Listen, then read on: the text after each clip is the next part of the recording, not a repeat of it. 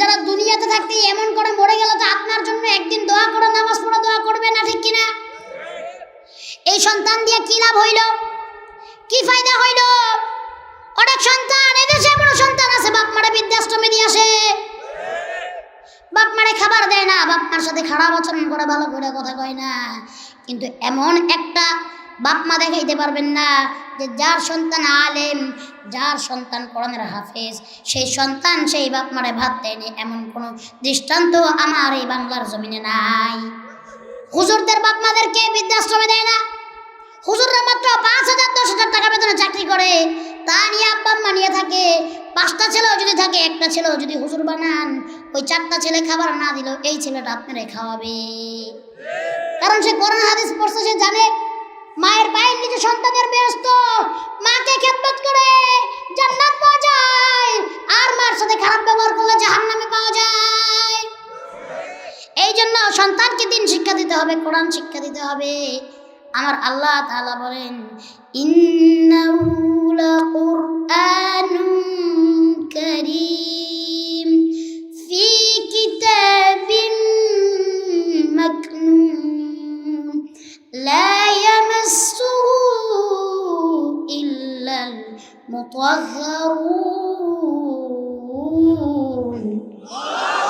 আল্লাহ তাআলা বলেন, কোরআন হলো পবিত্র গ্রন্থ, পবিত্র কালাম। কোরআন এমনই পবিত্র, ওযু না কইরা আমরা কোরআন শরীফ ধরিনি। আরে এই যে একটা কাপড়, এই কাপড়ের কোনো দাম আছে নি? আপনার ঘরে কি এমন কাপড় নাই? কিন্তু ওই সেম কাপড়ই যখন গিলাফ হইয়া কোরআনের সাথে জড়ায়া যায়, এই কাপড় এখন পায়ে লাগাচ্ছেন, ওই কোরআনের গিলাফ ওযু ছাড়া অনেকে ধরেও না। এখন কি এই কাপড়টার কোনো দাম ছিল? এই কাপড়টার দাম কেন বাড়লো? কারণ সে কোরআনের সাথে জড়ায় গেছে। আমি নুরুল ইসলাম বিক্রমপুরী, আমার কোনো দাম নাই। আল্লাহ তাআলা আমাকে শুধু দেশে নাই, বিদেশের মাটিতেও আল্লাহ আমাকে অনেক ভ্রমণ করাইছেন, অনেক ওয়াজ করাইছেন। এটা আমার বড়ত্ব না, আমার কোনো দাম নাই। আমার মতো 16 বছরের সন্তান আপনারও আছে, আছে না নাই? আমার মতো 16 বছরের নাতি আপনারও আছে, আমার মতো 16 বছরের ভাতিজা ভাগিনা আপনারও আছে। আমার কোনো দাম নাই, কিন্তু আমি এতটুকু বলতে পারি, আজকে আমাকে আল্লাহ এই চেয়ারে বসাইছেন, আপনাদের মাঝে আনছেন, আমার তেমন কোনো যোগ্যতা নাই। আমি বলবো না আমার হেলেমের জোর অনেক বড়, আমি এই কথা বলি না আমার হেলেমের জোর অনেক বড়। এতটুকু আমি জানি, এইখানে আল্লাহ আজকে বসাইছেন আর আপনাদের মাঝে 2টা কথা বলার তৌফিক দিছেন। 1 নাম্বার হইল আমার আব্বা আম্মার দোয়া, 2 নাম্বার হইল আমার ওস্তাদদের মেহনত, আমার ওস্তাদদের দোয়া, 3 নাম্বারে আপনাদের ভালোবাসা। সব থেকে বড় কথা, আমি আল্লাহর তাআলার কোরআনের সাথে জড়াইছি, এই জন্য আল্লাহ তাআলা আজকে আমাকে এইখানে বসায় দিছে। আমার কোনো দাম নাই, আমার কোনো যোগ্যতা নাই, সব যোগ্যতা কার? আল্লাহ। এখন আপনি কি চান না আপনার সন্তানটা আল্লামা দিলওয়ার হোসেন সাইদি হোক? আপনি কি চান না আপনার সন্তানটা মিজানুর রহমান আজহারি হোক?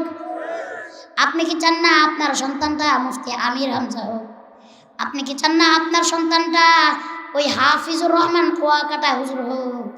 আপনি কি চান না আপনার সন্তানটা নুরুল ইসলাম বিক্রমপুরী হোক? তাহলে সবাই আমরা যাদের নাম বলতেছি, কেউই মাদ্রাসার শিক্ষা ছাড়া আজকে বক্তা হইতে আমরা পারি নাই। আজকে কোরআনের সাথে কোরআন হবে মুতাহহারুনদের মুক্তির পথ, ঠিক কিনা? এই জন্য সন্তানকে কোরআন শিক্ষা দিতে হবে। কোরআন শিক্ষার থেকে আর উত্তম কোনো শিক্ষা আল্লাহ কিন্তু জিজ্ঞেস করবে না তুমি কি এমবিবিএস নাকি, আল্লাহ জিজ্ঞেস করবে না তুমি কি মেট্রিক পাস করছো, আল্লাহ এই কথাও জিজ্ঞেস করবে না তুমি কি ইউনিভার্সিটিতে পড়ো। আপনার সন্তান কলেজে পড়ুক, ইউনিভার্সিটিতে পড়ুক, স্কুলে পড়ুক, কোনো সমস্যা নাই, কিন্তু আপনার সন্তানকে কোরআন শিক্ষা দিতে হলে মাদ্রাসায় পড়াইতেই হবে। আল্লাহ তাআলা কবুল করুক, সকলে কেন আমিন, আরো জোরে কেন আমিন। কোরআন পড়নেওয়ালাদের দাম জানতে চান? কোরআন পড়নেওয়ালাদের দাম কত? আল্লাহ তাআলা বলেন, ইন্না নাহনু নাযালনা যিকরা ওয়া ইন্না লাহু লাহাফিজুন। আল্লাহ তাআলা বলেন, কোরআনকে সৃষ্টি করেছি আমি, কোরআনকে নাজিল করেছি আমি, এই কোরআনকে হেফাজত করার দায়িত্ব আমি আল্লাহ। কোরআনকে হেফাজত করবেন কে? আর যারা আল্লাহ কি কোরআনকে হেফাজতকে সিন্ধুকের ভিতরে লুকায় করবেন? আপনারা জানেন ওই ইহুদিরা কাফেররা এত খারাপ, নবীর জমানায় তারা কোরআনগুলি পুড়াইয়া দিত। এবার ওই ইহুদি ওই কাফেরদেরকে ডাক দিতেছি, তোমরা আসো, পৃথিবীর যত কোরআন আছে পুড়াইয়া দাও। কিন্তু এই যে আমার মতো যেরকম 10 লাখ হাফেজ আছে পুরো পৃথিবীতে, আমাদের এই 50 লাখের মতো এরও বেশি হইতে পারে। আমাদের এই যে সিনের ভিতরে আল্লাহ তাআলা যে কোরআন ঢুকাই দিয়েছেন, এবার আয় দেখি ওই কোরআন পড়াইতে পারোস কিনা।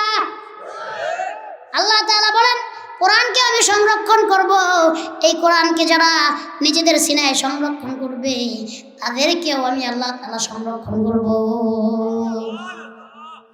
আপনার সন্তানটাকে যখন মাদ্রাসায় পড়াইয়া দিবেন, যেই দিন প্রথম দিন থেকে মাদ্রাসায় যাবে, আপনার সন্তানের পায়ের নিচে ফেরেশতারা নূরের পার বিছাইয়া দিবে। সমুদ্রের মাছগুলি দোয়া করতে থাকবে আপনার সন্তানের জন্য। জমিনের গাছগুলি, জমিনের সব মাখলুকগুলি আপনার সন্তানের জন্য দোয়া করতে থাকবে।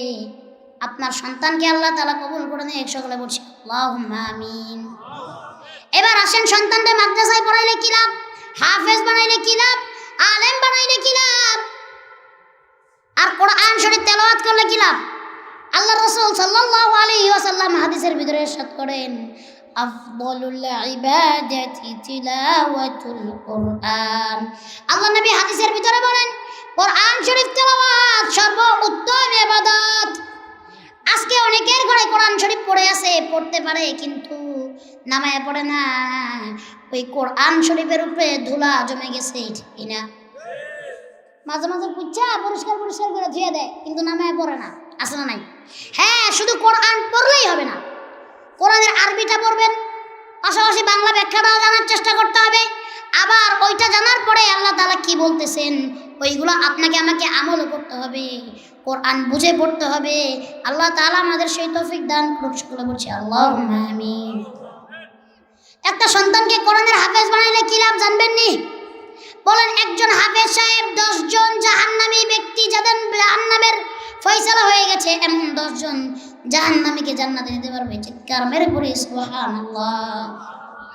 8 জন হইলে ব্যক্তি বিশেষ। 8 জন কি ব্যক্তি বিশেষ, আর 2 জন হইলে শ্রেণী বিশেষ।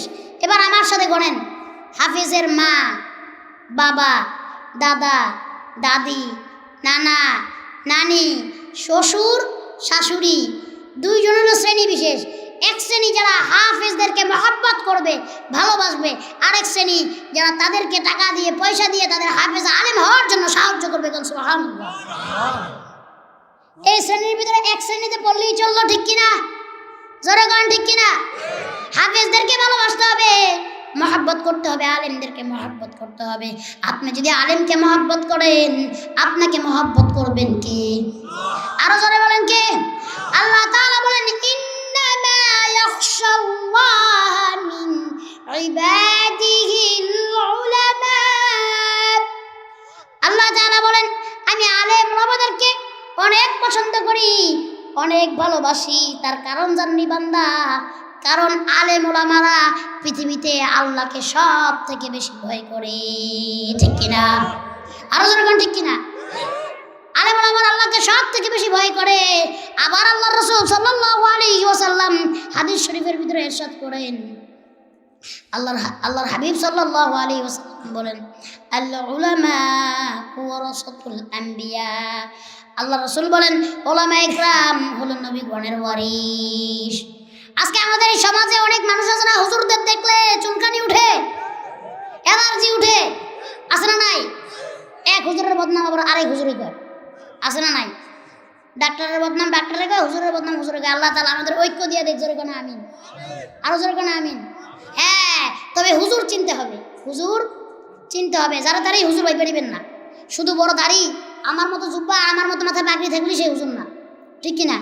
আল্লাহ রাসূল বলেন, শেষ জামানায় অনেক হুজুর বের হবে, অনেক আলেম বের হবে, মুখে দাড়ি থাকবে, মাথায় টুপি থাকবে, পরনে জুব্বা থাকবে, কিন্তু তাদের ভিতরে আমল আখলাক আর এলেম বলতে কিছুই থাকবে না, ঠিক কিনা? হ্যাঁ, আমরা আলেম আলেম, আমাদের নিজেদের ভিতরে কোনো বিবাদ নাই। যদি থাকে মাসলা মাসাইল করতে থাকতে পারে, যার সাথে যার বিবাদ আছে সে তাকে ডাকবে, তার সাথে সে বসবে, সুরাহা করে নেবে। ইসলাম মারামারি আর একজনের সাথে আরেকজনের লাগালাগির ধর্ম না। ইসলাম হলো শান্তির ধর্ম, ঠিক কিনা? এখন এটা বুঝতে হবে যে আলেমকে বা হুজুরকে কোনটা আসল হুজুর এটা চিনতে হবে, ঠিক কিনা? তার ব্যবহার আচরণ কথার দ্বারা মানুষের যেন কষ্ট না পায়, ঠিক কিনা? বুঝতে হবে কি হবে না?